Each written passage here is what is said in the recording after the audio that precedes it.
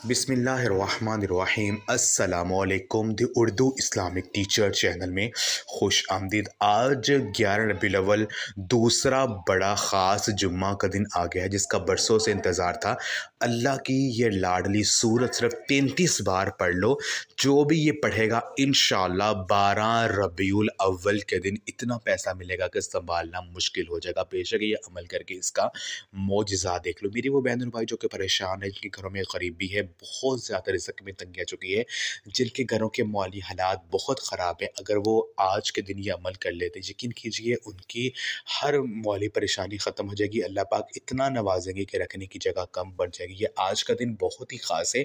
ये दिन दुआओं के कबूल होने का दिन है और इस दिन जो भी अल्लाह पाक से मांगा जाए वो ज़रूर मिल जाता है। आपने करना ये है कि ये वजीफ़ा आपने आज जुम्मा के दिन नमाज असर के बाद करनी होगी। असर की नमाज के बाद का जो वक़्त होता है ये दुआओं के कबूल होने का वक़्त होता है। उस वक़्त जो भी अल्लाह पाक से मांगा जाए वो ज़रूर मिल जाता है। आपने करना ये है कि आपने अव्वल और आखिर पहले आपने दुरूद पाक पढ़ना है। दुरूद पाक आपको जो भी आता है वो पढ़ सकते हैं। उसके बाद आपने 33 मरतबा 33 टाइम्स आपने सूरत कौसर पढ़नी है। सूरत कौसर को आपने 33 बार पढ़ना है, 33 टाइम्स।